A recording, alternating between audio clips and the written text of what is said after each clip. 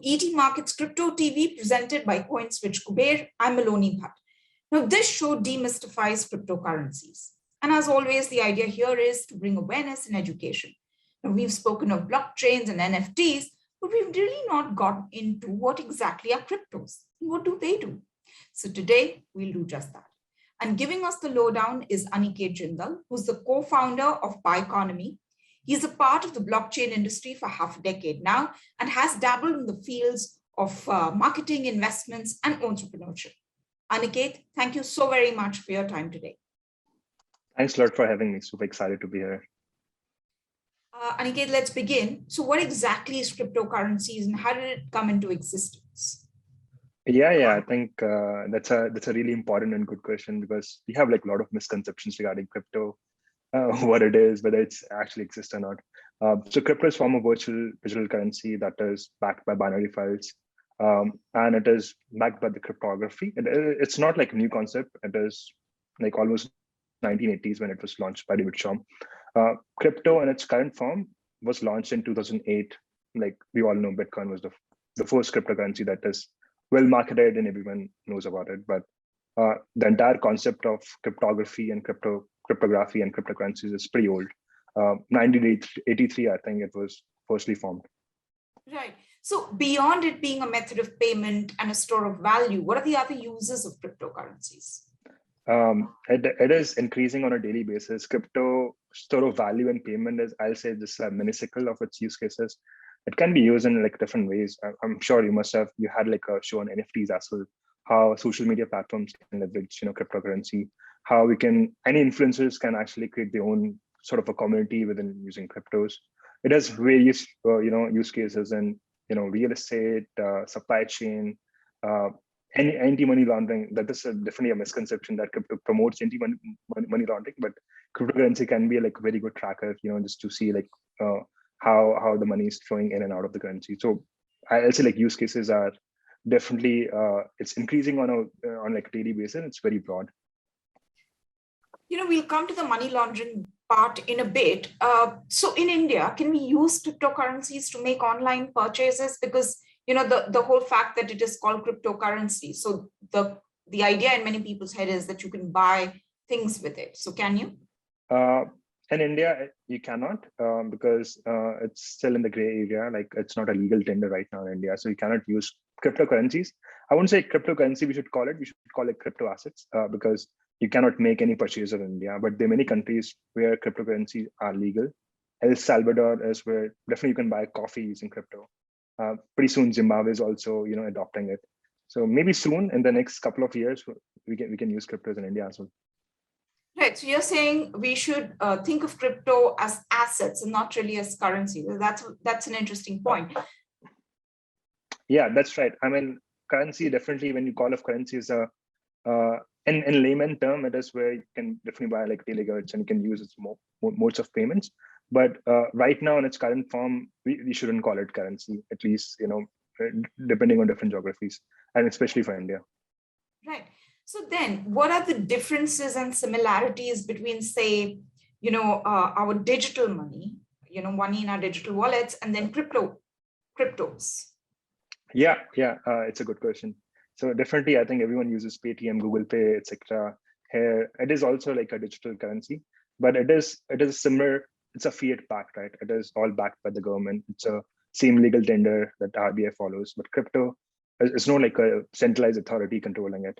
So crypto is also like a digital currency, but different than what we have in Google Pay and in Paytm and all these sort of different ways we use it, just because there's no like government controlling it and there's no like central point of failure. As we have seen, in many cases, how, misleading it can be, like if there's like a central point of failure and what are the different cons of it. That is how, like cryptocurrencies differentiate from the digital currencies as we see in the market. Right. So it is decentralized. Yeah. It is not in anyone's control. Yeah, it is like a community that is owning it, that believes in it, that, makes it work. And people who are working to make sure it works also are incentivized to be part of the network. So it's a whole distributed kind of a ledger, I'll say, like, that is keeping it going. Right. So we'll come to that distributed ledger part in a bit, but, how are these crypto transactions recorded? Like, for instance, if I use, say, digital money, or if I use, a currency or bank account, then, I get everything in, there is an account sheet of it. Yeah. So where are my transactions being recorded when it comes to cryptos? It is actually more transparent and immutable. Like you definitely cannot change it, whatever is recorded in crypto. And I can actually see the first transaction that was made in blockchain. So everything gets recorded on a blockchain, and that is like a distributed ledger that is available to anyone in the world. For now, like crypto transactions are definitely controlled by different, normal transactions are controlled by banks, and they have power to maybe like change it or play around with it. But in crypto, everything is very transparent. If you want to see, you can still see like when was the first Bitcoin transaction made back in 18. Until then, you have the entire ledger till what's happening right now. So that is like a beauty of it. Everything is very transparent, and everything is something out there. Anyone has access to it. That's a little scary, isn't it? Like, if anyone can access it, maybe I Access in a don't way want like, them to know, what transactions I've made. yeah. I mean, access in a way like, definitely it's not like they can actually tamper your data or they can play around with it. In a way like it is more transparent, like everyone can see what's happening. And like you have full right to actually put it on like whether you want to make blockchain for every transaction or not. Like definitely crypto won't be replacing the fiat moving forward as well. Bitcoin or any cryptocurrency and the crypto transactions add like a mode of transparency to it. Maybe like there's certain transactions you don't want to do it using crypto. That's totally fine. Right. But using crypto, it adds like a layer of transparency, I'll say, and trust, that it is something that's going to be out there. Tomorrow there's no one, like maybe canceling your data or canceling your transaction. It's going to be always recorded there. Right. So it takes away the control from centralized authorities, in case of fiat currencies, banks, central banks, and governments, and it kind of gives control to everyone who's part of, or maybe that blockchain or that ledger or that ecosystem. That's totally right. Yeah, I mean, it's a community-owned project. It's a community-owned network, and that's the sense of it. Right. So we hear these different words, right? So there are cryptos, there are tokens, and then there are coins. So are these all different things? Are these all the same things? Yeah. So coins and tokens are different. Like coins are usually, it's an official currency of a particular blockchain. So Ethereum is a coin, Bitcoin is a coin. But let's say you are building something on Ethereum, then it is a token. So token can emerge as a coin, but coin is like a native currency of a blockchain. And then crypto, what is that? Crypto is a coin and a token.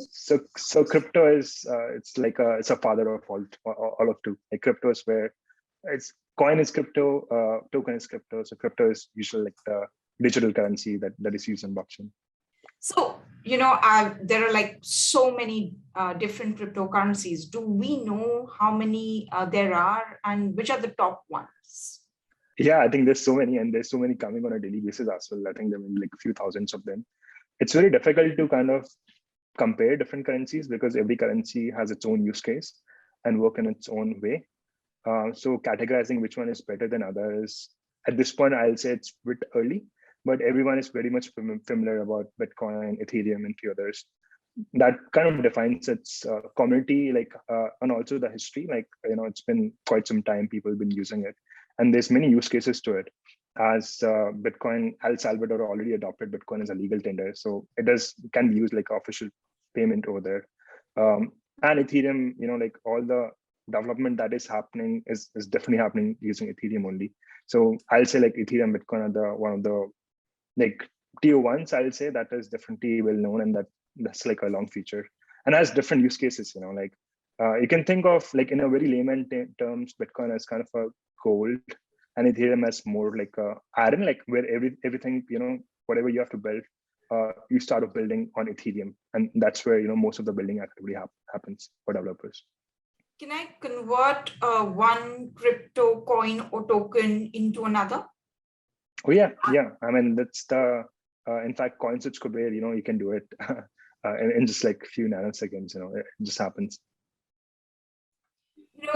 Earlier you mentioned something about how cryptocurrencies, there is this whole fear that it can be used for money laundering, tax evasion. The government is concerned about it, and rightly so. The loss of control over monetary policy, the flight of capital.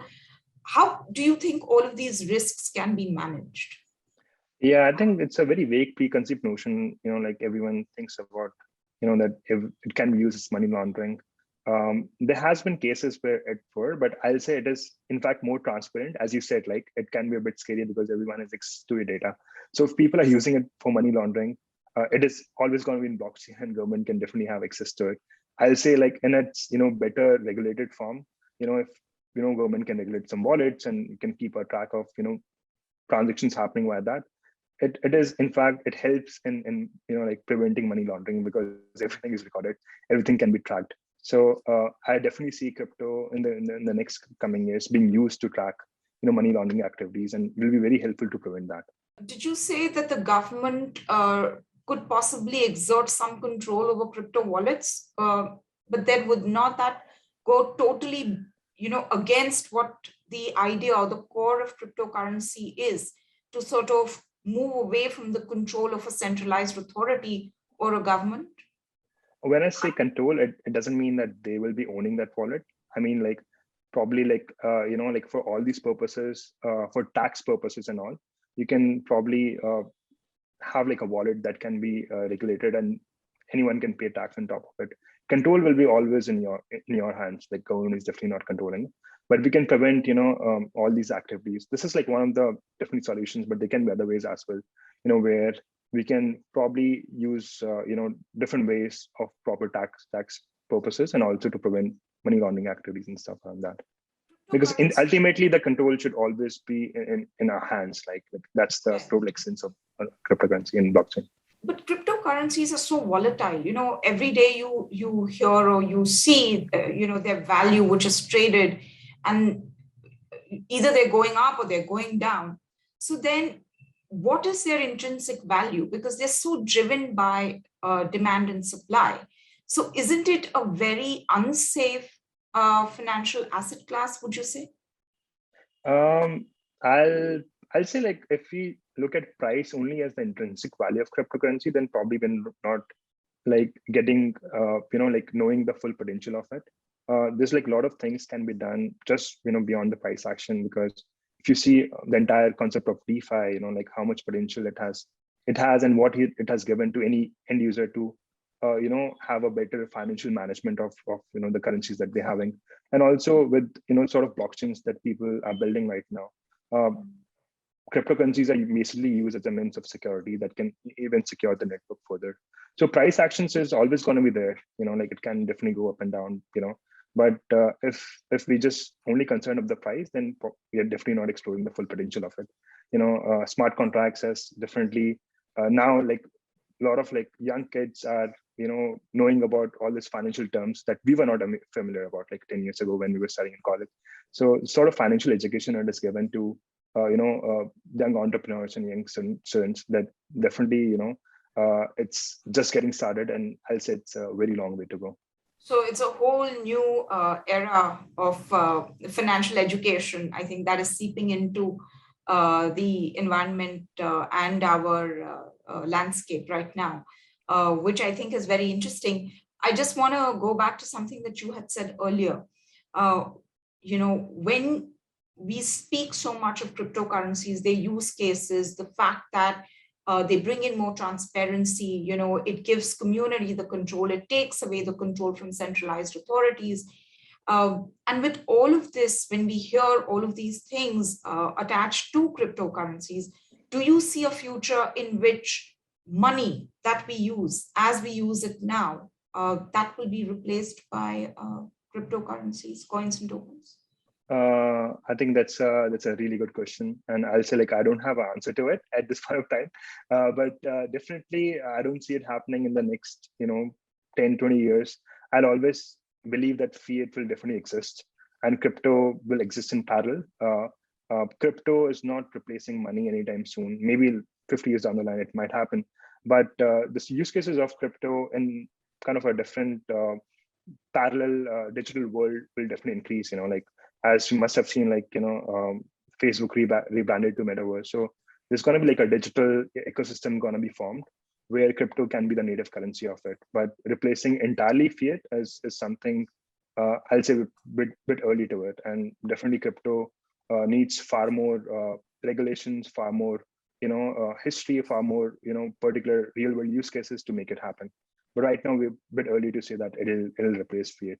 Yes, it's fascinating, the whole thing with how metaverse and all of it is coming into play.